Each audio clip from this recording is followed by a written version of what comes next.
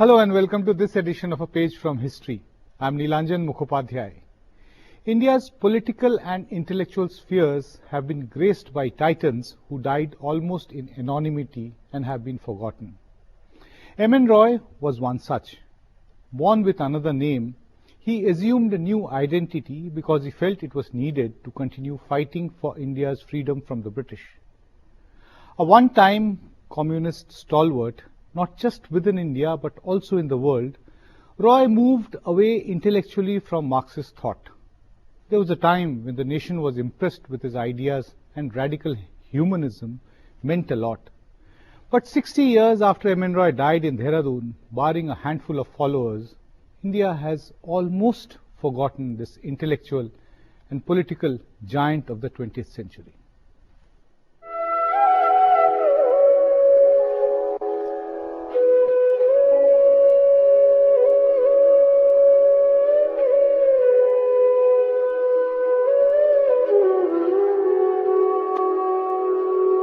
To discuss the significance of M.N.Roy in the development of Indian nationalistic thought and the legacy of his ideas, I am joined by a panel of distinguished scholars. My first guest on this program is Professor Rakesh Batabyal of the Jawaharlal Nehru University, a noted historian. N.D. Pancholi, a very eminent social activist and a social scientist who is also the Secretary of the Indian Renaissance Institute, a virtual flag bearer of the thoughts and the ideas of M.N.Roy. Finally, we have Professor Subrata Mukherjee, a former professor of political science at the Delhi University. Professor Mukherjee, let me begin with you. In the course of preparing for this particular episode of this program, I was talking to some people. A lot of people asked me that who are you doing this program and who is M.N.Roy? Basically, what came across is that barring a handful of scholars, a large part of India has completely forgotten. It's a question which is not completely absurd given the kind of limited space that is given to M.N.Roy and the ideas of radical humanism which essentially were propounded by him towards the end of his life. Now, if you are faced with a question like that, how would you begin introducing who M.N.Roy was? Well, if you really look to the impact and surrounding of M.N.Roy, we should realize that he was mainly operating in the Gandhian era. Right. Though there is a preceding phase in him, which is the revolutionary phase, then moving towards close to 2 decades, but still right. A formative period. You see, and then he really tries to meet the challenge of Gandhi, and I'll look to it in the historical context that the 3 critics of Gandhi from Bengal, you see, Tagore, Subhash and M.N.Roy, really tried to work out a very different kind of a paradigm, well, first in the context of the nationalist struggle and second about the post-independence reconstruction. So in that he played a very important role, but the point that you are making, that why is he forgotten, I think one very important reason is that he is moving away from the political to the social, that really created an illusion and people did not know where to go from here. And though Tarkunde considers, you see, that the radical humanist phase is the most creative in his life, I think that is the reason that there is a discontinuity and he ceases to be a political because he emerges only as a social reformer and a thinker. Right. Mr. Pancholi, somebody who has actually been very closely associated with promoting the ideas and the, retaining the values of M.N.Roy. How would you, first of all, start giving him some kind of a description, as a philosopher, thinker, as a activist, revolutionary leader, or as a writer and a scholar? Which are the various things, or do you think it's a mix, a combination of everything which goes on to make the enigma called M.N.Roy? See, I would like to start from how I came under his influence of his ideas. Right, tutelage, as you say. Yeah. When I was a student of history in Ramjas College in 62-63, right. Professor was also a student there at that time. Oh, such long association. Yes, long association. So, one Professor Ball, he came and he was speaking about freedom struggle and he just uttered the name of M.N.Roy. And he said that he was a man of Lenin's stature and he worked with Lenin, Stalin, Trotsky. And we were under the communist ideology influence at that time. we used to discuss Marxism, So you etc. got very impressed, that somebody Ah, could actually rub and shoulders I with thought, such giants. who is this M.N.Roy? He's worked with Lenin. We never hear from our communist friend this Right. name. Then I started studying about him, and I was very much impressed by the way he opposed this Congress policy during Second World War. Quit India movement. Right. You know, his courage at to swim against the tide. Against the tide.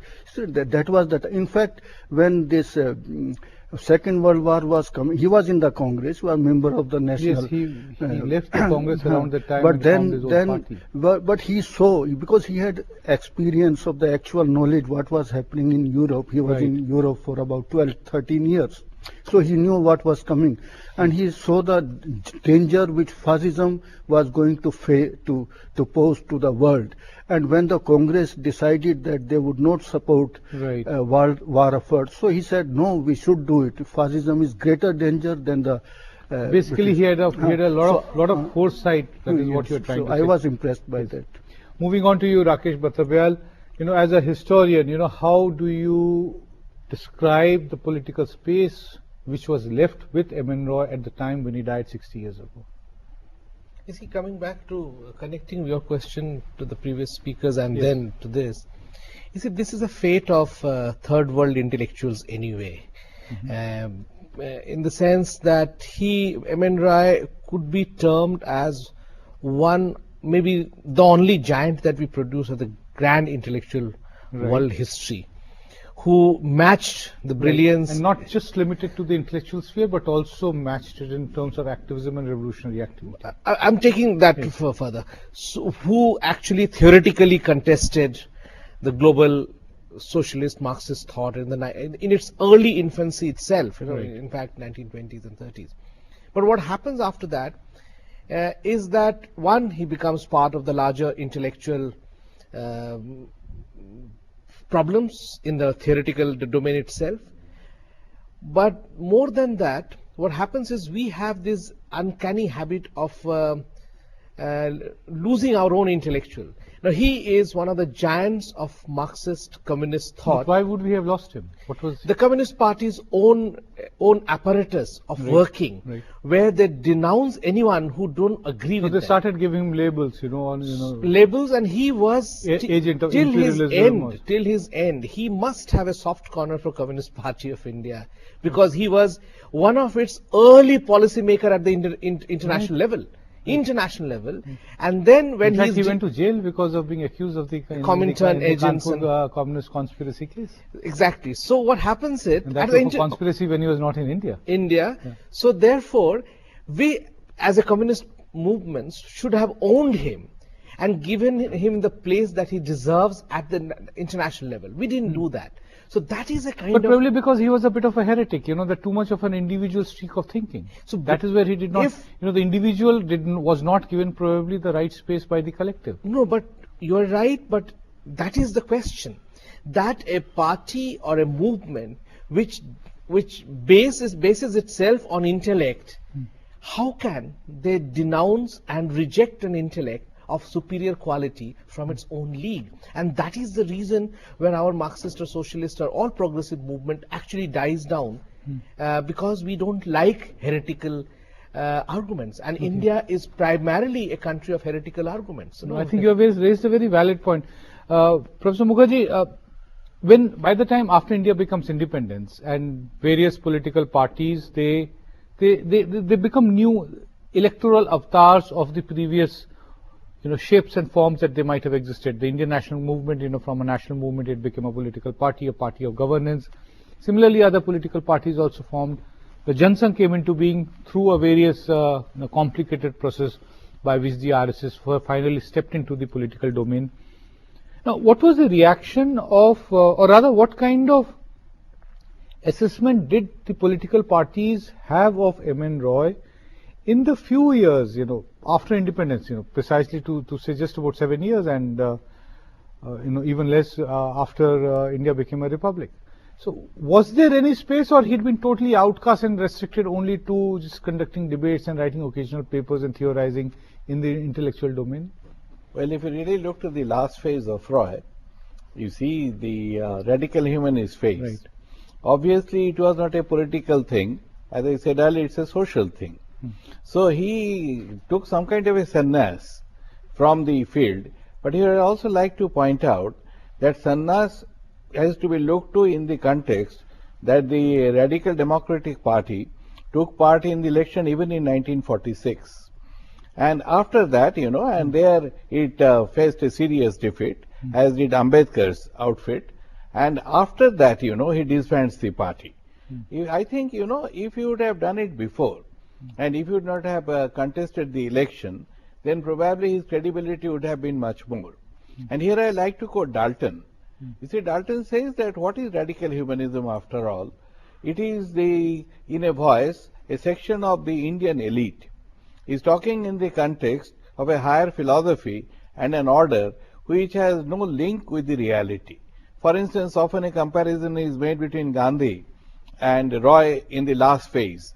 And a lot of people argue that they were moving in a similar direction. But I have serious reservations about such comparison, because Gandhi was essentially a man of organization. You see, the organizational part of Gandhi, which is meticulous and detailed, was never there in M.N.Roy. For instance, even when Gandhi is talking or moving beyond representative parliamentary democracy, he is still talking in terms of an organization. But that I think is missing in Roy. So what happened to Roy was that Roy survived as a thinker, but in the political spectrum, increasingly he became peripheral, and I think that is his own making. Well, we'll take a break at this particular stage and come back and resume this conversation. The most interesting part of M.N.Roy's life, obviously, is how he became such a significant leader in the international communist movement. Be with us. This program will continue.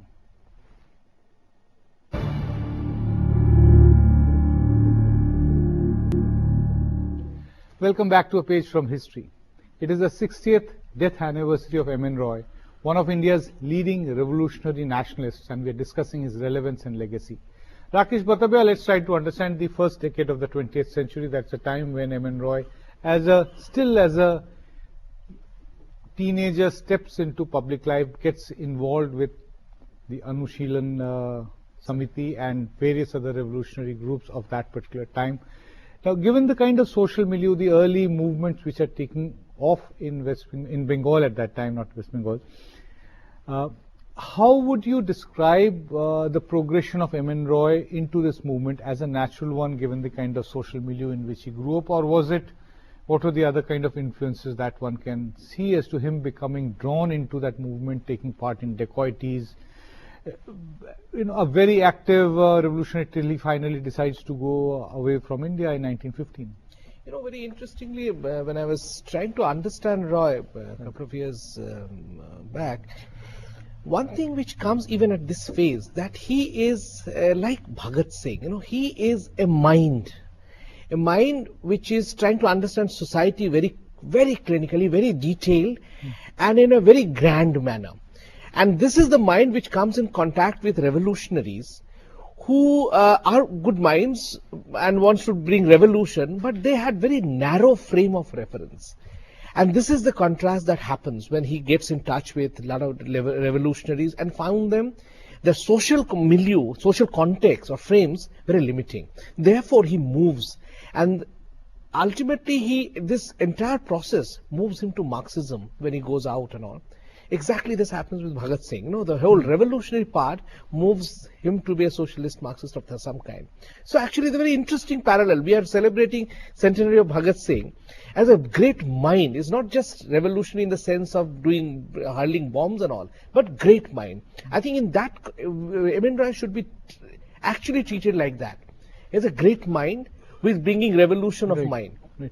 A great mind trying to bring about the revolution of mind. Let us try to understand 1915, that's the time around when he goes away from India, basically to organize arms and various other movements to try to topple the British regime of that particular time. What is your understanding as to what prompted somebody like him, when at that time he was even less than 30 years old? You see, he was in the revolutionary movement. As you said, he organized dacoit, and he was a disciple of Jatin Da. Right. And he had great respect for him. He considers Jatin Da as the greatest person he had ever met as a human being. Now, when he went landed in USA, because he could No, but before landing there, what did he find any limitations of working within the existing system? What really limited him for him wanting to go out of India and seek support from there? No, because the revolutionary, they wanted him to go out to seek arms. He did not feel any limitation. He was a revolutionary, militant activist Right. at that time. And he was not getting the kind of support which he felt was needed, from within India. That is why he had to reach out. No. I mean, because the world was first Had already World War started. had started. Had already So they started. thought that they could get arms from the enemies of the British. That is what revolutionary at that time thought. Right. So that is why he was sent by the revolutionaries to get arms set so that they can build up this rebellion from below. And when he landed in, I would like to throw how his ideas changed, because he's changing he's learning from experience, experimenting, building up his ideas, growing in. So when in USA, Lala Lajpat Rai was in 1917, he was touring. And he was asking for the support of the progressive. Right, and he came in close touch with Lala Lajpat he was Rai. his, you say babarchi. I mean, he was preparing his food also at that time, Lala Lajpat Rai. And in a meeting, socialist of the Americans, they invited Lalaji, and Lalaji gave a long discourse how Indians are being exploited. Now, at the end of that discourse, one socialist put a question to Lala Lajpat Rai. Lalaji, you tell us, what is the economic policy of the Indian National Congress? Lalaji was not able to answer immediately. So at that time, probably the economic policy had also not evolved. Then he answered, let us get freedom first, then we will decide. Right. Then the second question that socialists asked, would you like to be exploited by your British or foreigners or your own people? Right. What difference does it make? Then he could not answer. Then he immediately said, after some time said that, it makes a difference when your own brother slaps, your outsider slaps. Right. It changed the whole idea of M.N.Roy. He started reading socialist, Marxist. Then he became a Marxist. Right. There's at this point, there's another thing. At the time when M.N.Roy goes outside India trying to get support to organize arms for some kind of an uprising within India, that is also the time when there's another similar kind of an activity taking place, the Gadar movement. It is also, happening around the same time. Are there any linkages between the Gadar movement, or it was completely disconnected, not being able to connect with each other because of lack of communication, also because of the fact that the Gadar movement essentially had roots in the Punjab and the people who were from Punjab, whereas M.N.Roy came from Bengal? Just trying to understand you, Professor Mukherjee. No, I don't think that linkage was there. Yes. If you are really look to the M.N.Roy's revolutionary phase, I think the historical reasoning is important. One is the partition of Bengal. That is one. And the understanding of the early Congress leadership and policies by people like Aurobindo. You remember that Aurobindo's description that the annual convention of the Congress, which was the only activity, is a 3-day tamasha. Right. So there was a radical section in Bengal which always thought that the Congress will not be able to deliver independence. Right. That's the most important point. And there I think there was a lot of justification also, because till about 1930 we find that even Gandhi is satisfied with the dominion status. Right. Now looking to M.N.Roy, and Jatin Mukherjee's name was taken, actually there is a very interesting book of M.N.Roy called Men I Met. And there if you really read the book, you will find the adulation that Roy has for Jatin. Yes. It comes out of certain conviction. Ultimately why is he choosing Jatin Da as the most important person he has met? Because of the conviction and courage, and that's why he defines the goal, and that Heathcock speaks up later in describing. But if you really look to the details, he goes out of India twice. First time he returns with arms. You see, second time, why he did not return? There the question is, he did not return because by that time the revolutionary movement was collapsing. And he took the escape route and again taking a pseudonym and another name, he goes to California, and in California, Palo Alto, you see, there was a lot of revolution activities. So he there connected the with Ghazal them, Party yes. activists were there, but Right. there was no direct linkage. Right. You see, his transformation takes place in New York, it's not in California. Right. There's something which people can't understand. M.N.Roy, from the perspective of Indians, not very well known. Similarly, but in contrast, Lenin, Trotsky, giants of the international communist movement. Now, in such a situation, in the 1920s, where does and how does M.N.Roy actually become such a significant personality within the international communist movement?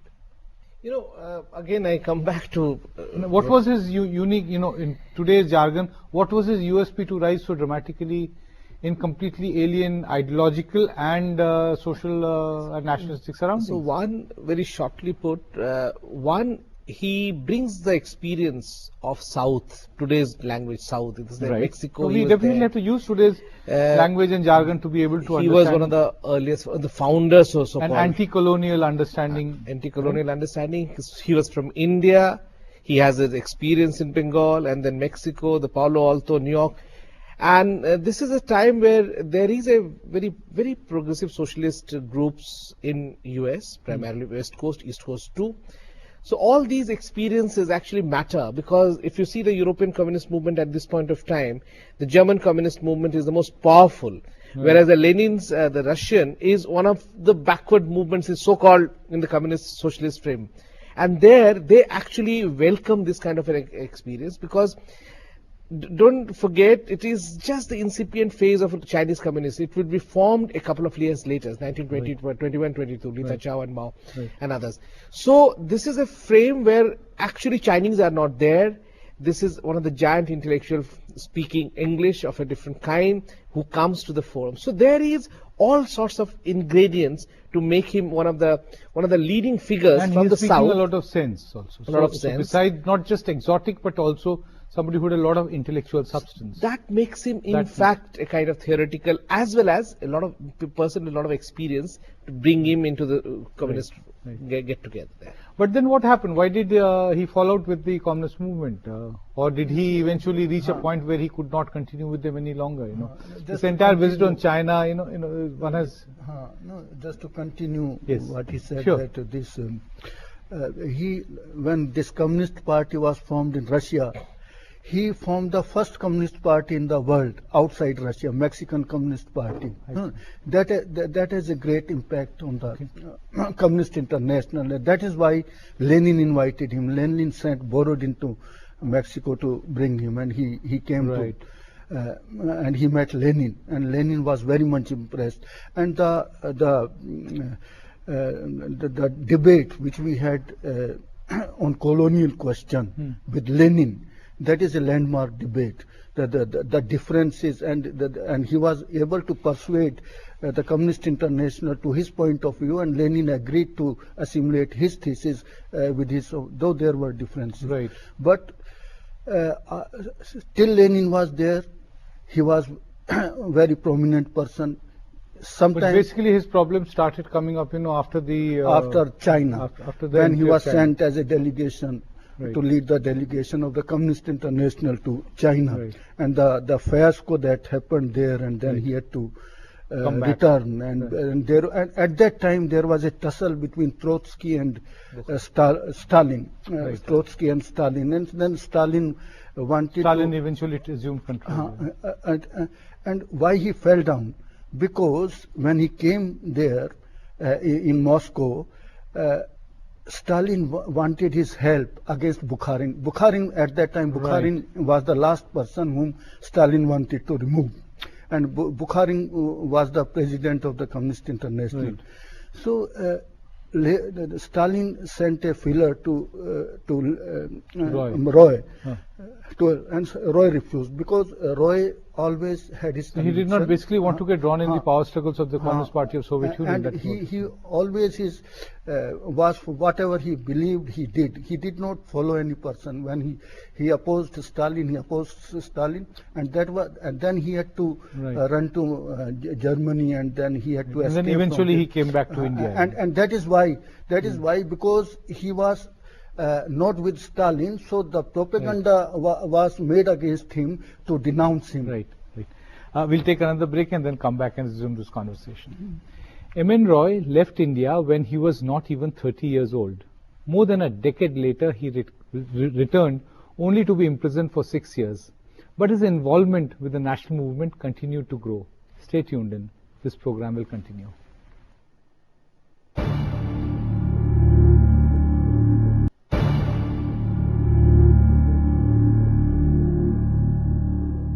Welcome back to a page from history. It is 60 years since the death of Narendranath Bhattacharya, who was better known to the world as M.N.Roy or Manbendranath Roy.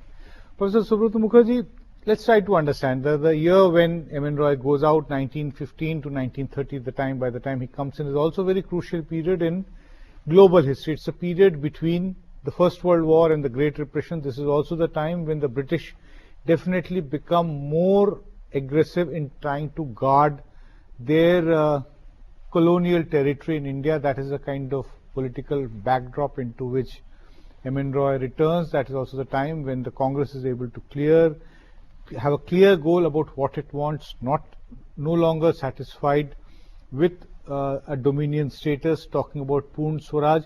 After his return, how do you see the evolution of M.N.Roy?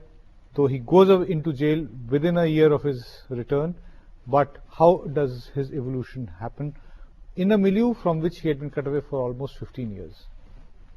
Well, if you really look to the evolution of Roy, the preceding period is important. For instance, his conversion to Marxism. Right. You see, he writes in his memoirs that it took place within a very short period of time, mainly because of Borodin and the public library in the New York, Right. where he came to know about the Marxist classics, Right. and that's how the conversion took place, along with his first wife, the Evelyn. Right. Both of them tried to formulate and understand the colonial question. But if you really look to the difference between Roy and Lenin, it is very substantive. You see, Lenin always believed in the Marxist precept of two-stage revolutionary theory.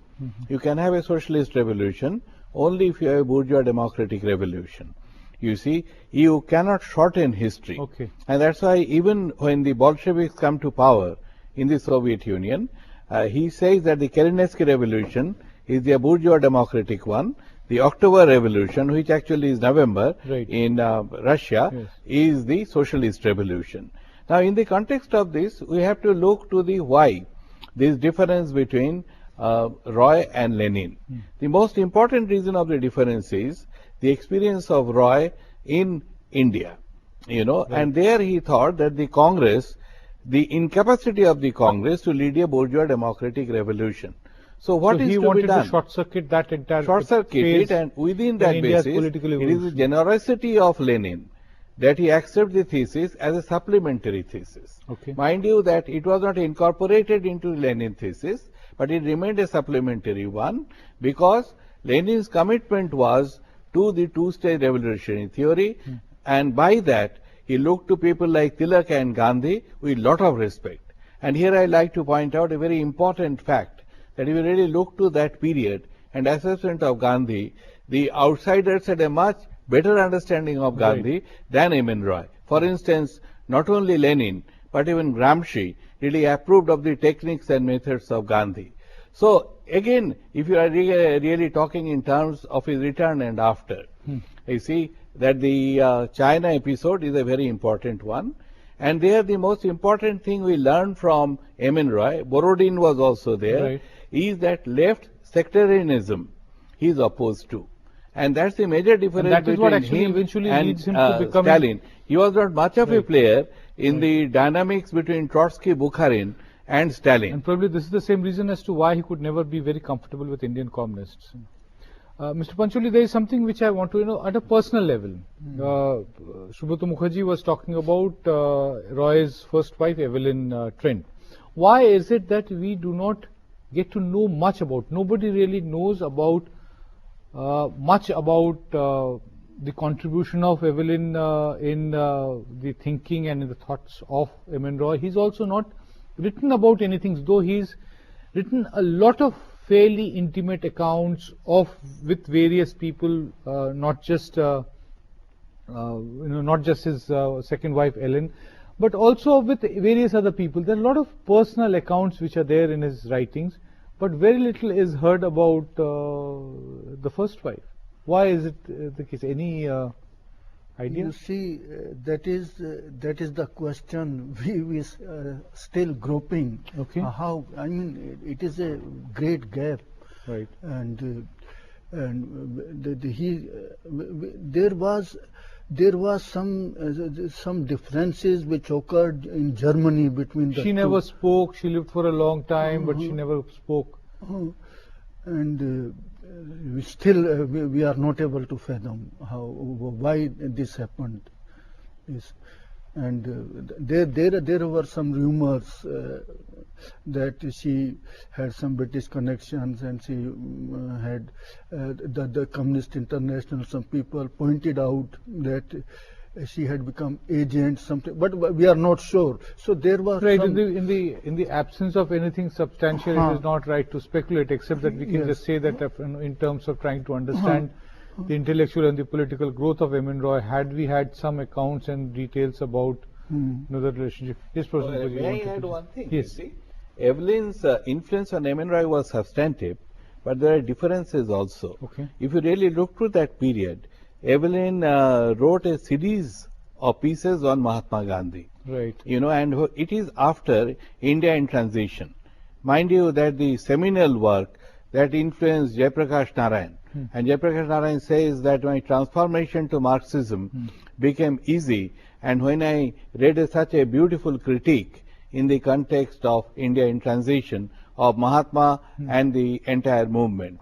Now here, Evelyn, there is a interesting point that there is a significant difference between Roy and Evelyn. You see, Evelyn also dismisses Mahatma's program, and he also thinks that Gandhian phase will be a transitory phase. But again, there is a difference, because the greatness of Gandhi, Evelyn accepts. And he analyzes in detail, and he is much more complementary to Gandhi than M.N.Roy ever became. Right. Rakesh Batabyal, 1931 to 36, these are the years that M.N.Roy is in jail. He comes out and he becomes part of the Congress, stays there till almost the end of the 1930s. What kind of a role, what kind of a space, what was his relations with other giants, political giants within the Congress of that particular time? You see, this is interesting, because most of our account comes from secondary reading, Right. and Haythcox and people who have written about the period based on his own writings. Right. Again, if we accept that he is a giant of an intellectual, giant of a theory builder in that sense, Right. then we can agree on that Gandhi was a bigger giant. Now this has to be accepted, that Right. M.N.Roy is a very big mind, but very big minds also, which he himself talks about when he talks about Nehru, that these so-called big men actually have feet of clay. So Roy also is a big man, but very He also has big his ego. weaknesses. He also has So when he- limitations. Limitations in the sense he has a big ego. So when he meets just after the jail, he comes out and he was part of the Congress, accepts him as a member and everything.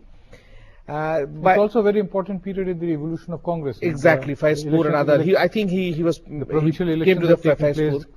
And Congress is radicalizing. This is the time. Right. Nehru takes the lead and all. And this is the time he actually dismisses Nehru.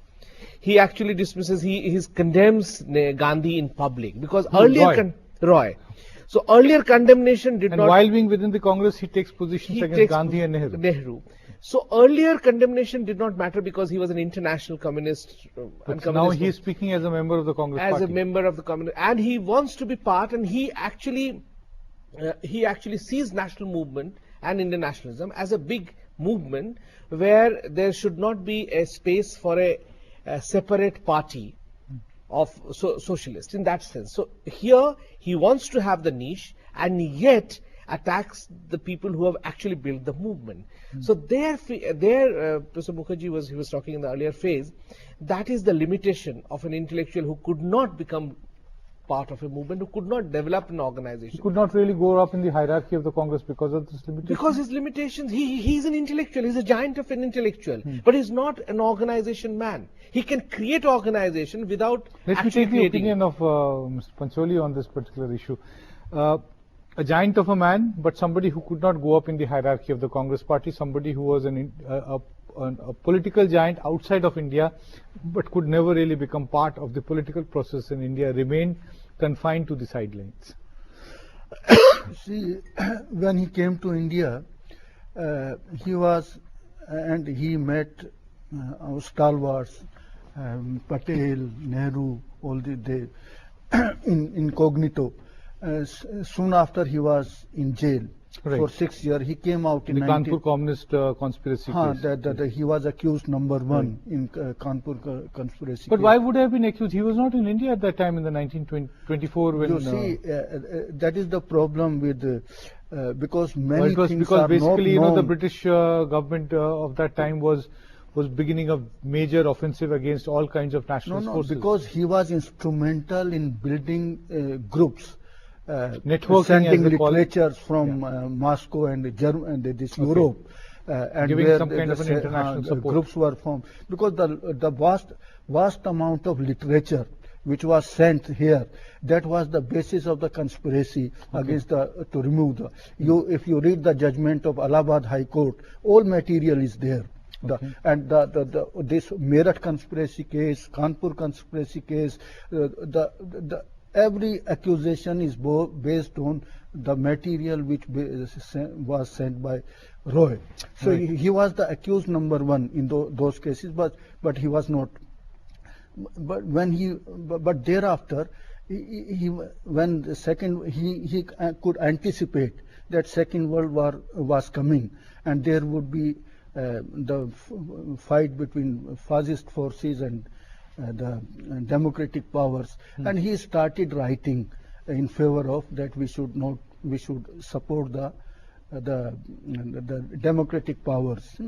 So at that time it was only a short period for 2 years, 37, 38, 39 the war came, and he took a opposite position to the Congress. So that was one of the reasons why he fell down, because he opposed. Subrata Mukherjee, let's try to understand from what were his precise differences with the other leaders of the Congress party, if there were any, or with other political, the shades of the political opinion in the country on the Second World War. Well, that comes slightly later. Yes. But looking to the period we are discussing, that we should understand that his entire framework of this period is determined by what he called 20th century Jacobinism. 20th century? 20th century Jacobinism. Okay. By what he means is that he did not convert himself to be a congressman. Right. He wanted Congress itself to be converted to his ideology. Right. So he was not very sincere in that sense, that he is joining as a member of the Congress, accepting its discipline and leadership. Expecting it, Now, I'd like to make certain other points. 1927, you see, M.N.Roy meets Jawaharlal Nehru in Moscow, and they had lot of close affiliation. And when M.N.Roy came to India, you see, and when he came out of the jail, it was Nehru who facilitated the return of M.N.Roy to Congress, and even he worked it out that it sits in the dais, I think in the Faizpur Congress session, and that means he is accepted as a leader. As a leader. Mind you that even in that context, you see, there are some very important points I like to make. One is that the perception of Roy and the perception of the Congress. You see, the Congress wanted a collective leadership and also some kind of a national coalition. Indian nationalism at the fore. Right. And that's the difference between, in a way, between Subhash and Nehru. Nehru even was at the brink of rebellion at that time, but he does not leave Congress party because of a larger framework of understanding the nationalistic source and inspiration of the movement and the importance of leadership of Gandhi. But I just give you an episode. In 1936-37, Roy rejoins the joins the Congress, and he meets Gandhi. And one episode is that Gandhi requests him to come to the prayer meeting, and he refuses. Roy says, I'm an atheist. Right. And now he's talking of a very different thing. He's emphasizing on mass movement. He asks money from Gandhi for a newspaper and a magazine journal, and in the first issue, he is very critical of Gandhi. This I don't think definitely he was done. not pragmatic, and this possibly. No, I'll not put it pragmatic. I'll call it a certain amount of dishonesty and upmanship, that you try to really create an organization, toppling the organization, which in a way provides the mainstream of the Indian national movement. So I am less charitable to M.N.Roy, though Karnik makes a point here, his biographer, that he realized it is Gandhi's Congress. But Gandhi never envisages the Congress that. He never thought that it was his something Congress. like Kothari's Congress system. Right. We'll take another break and then come back and discuss the last phase of M.N.Roy's life. The final years of Roy's political and intellectual life are truly fascinating. After leaving the Congress, he first formed a political party and then converted it into a movement. Be with us. We will return for the final segment of this episode.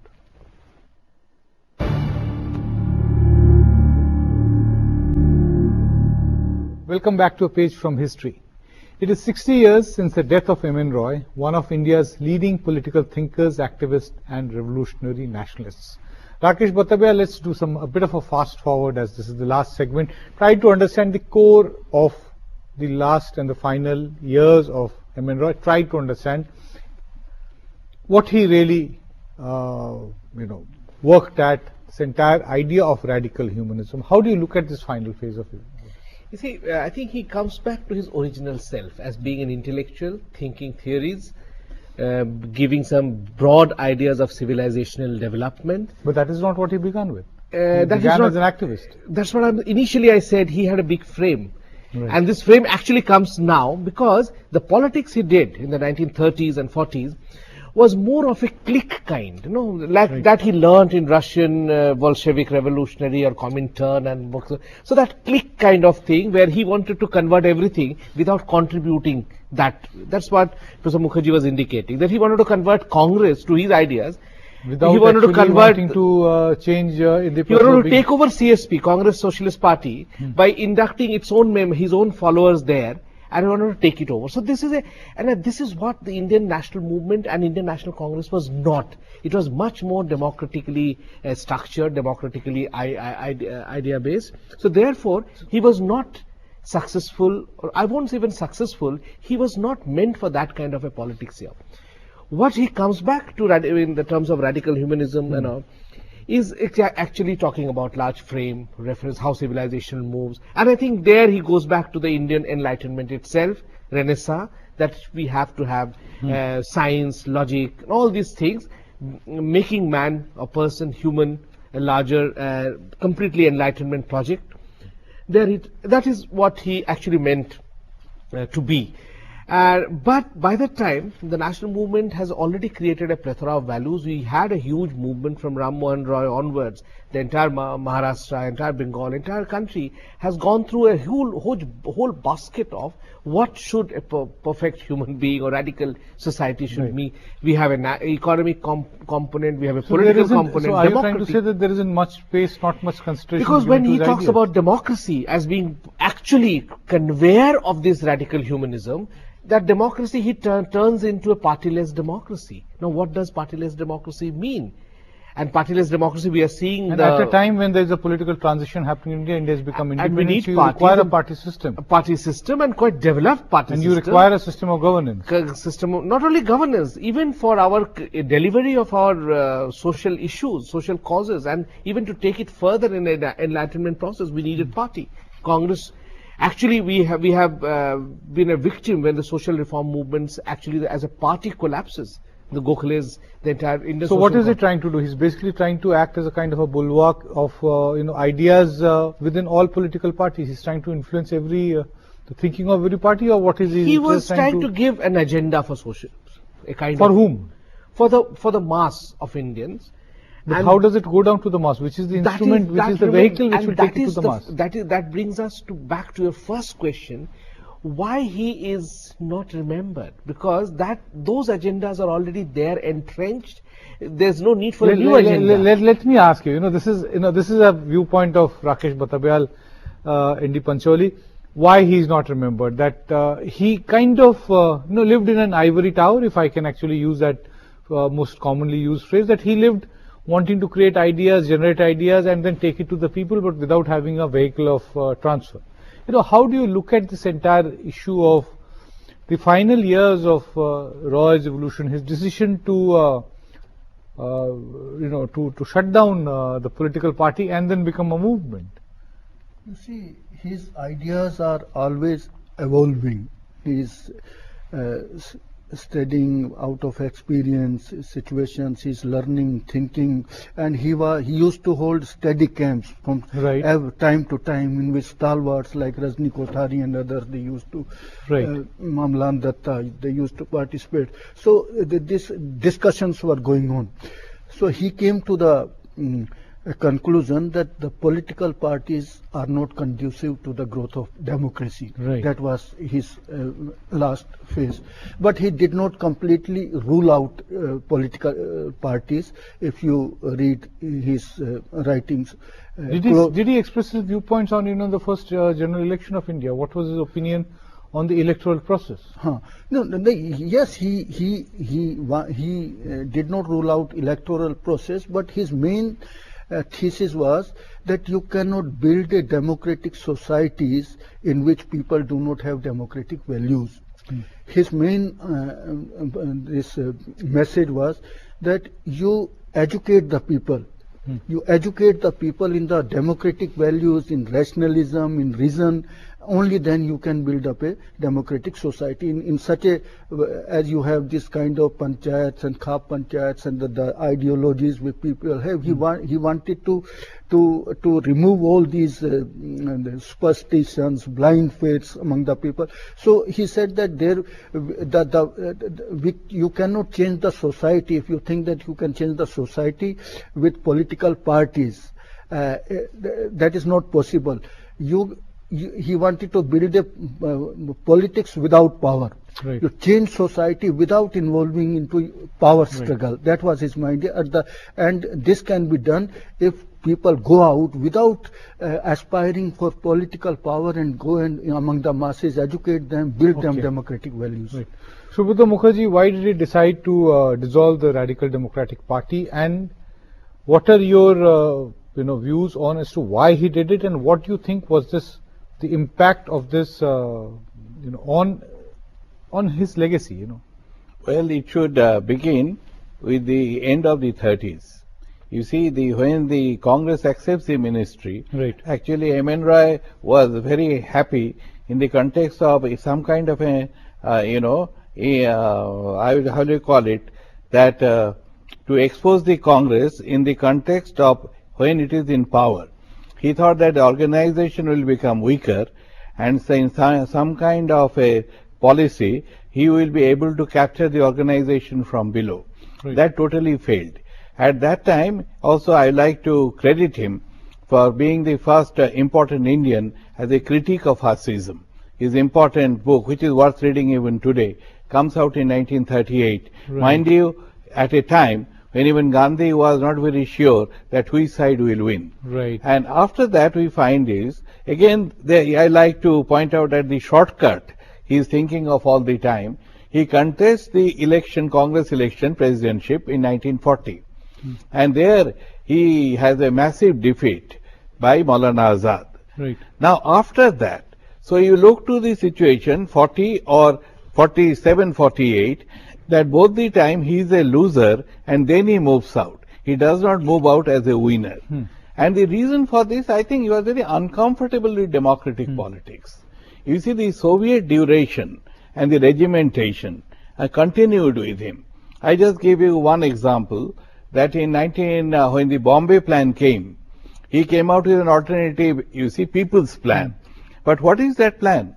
It is just a rephrasing of the Soviet plan. Right. So the inner essence of Roy remained a Marxist in the context of the Soviet type, and that gets reflected by the time the radical humanism comes. There he finally shakes off Marxism by saying that the Iron Curtain and the Stalin's purges has really led to the demise of Marxism. And that's a new phase of Roy in the context of a post-Marxist evolution. And there, I think one thing he accepts, that this Marxist determinism, periodizing history, is not good. Right. And there he makes a very important statement, taking from Protagoras, Right. that man is the measure of all things. Exactly. In that way, he evolves into a democratic direction, but I think it is Right. too little, too late. Right. Rakesh Bhattabyal, as we get into the concluding part of this program, the final legacy of M.N.Roy, the future generations, your students, for instance, would they get drawn to M.N.Roy to try to understand him, or would he remain just a subject of didactic studies? Interestingly, now I feel last 20 years I've seen curriculums and courses, different parts of Indian universities, bringing M.N.Roy as part of Indian political thought, Okay. as evolution, because Aurobindo was part, so M.N.Roy is part. M.N.Roy, in fact, I would feel that he bridges a gap, that Indian connection, because nowadays there's a fashionable to talk about new global, without realizing, the new generation doesn't realize that Indian intellectuals and political leaders and economic thinkers were very global even 1920s and 30s. So that is one of the thing that is coming in a big way. Right. Mr. N.D. Pancholi, your final assessment of what you think is the legacy of M.N.Roy, and how would you, as somebody who has tried to take his values and his thinking forward, how would you take it forward to the next generations? You see, in my opinion, Roy was far ahead of his time. People are not able to understand what he meant. Right. And that may not be relevant today, but after 100 After a years, certain amount of time, maybe there'll be a better understanding of M.N.Roy. So the main thing which he said, that you build the society, you change the society, you bring about progressive changes, but you cannot do it without the man who is going to make to educate them, to inculcate in them democratic values. So he emphasized education without involving into power politics. Right. And that is why Tarkunde was there, other people were there, they were participating. I think that is the most important thing, that let's try to educate the people, not just involve and bring in politics at every level. On this particular note, it's time for me to wind up this program. It's really been nice to have the three of you here to come and talk about a personality who has been talked about so little in Indian society, but it requires to be talked about. Thank you very much. Thank you. M.N.Roy's personal and political trajectories were intensely complex. It was very difficult to give him specific labels in his lifetime, and it is even tougher to do so 60 years after his passing. When most Indian national leaders were exploring ways to galvanize the Indian national movement, M.N.Roy was already rubbing shoulders with international political giants like Vladimir Ilyich Lenin and Leon Trotsky. It is tricky to say if India failed M.N.Roy or if he could not fulfill his potential. We hope this program prompts you to know more about one of the most versatile Indian thinkers and leaders. Please write to us at historylstv@gmail.com. We will return next week. There will be another page from history and another panel of experts. Till then, goodbye.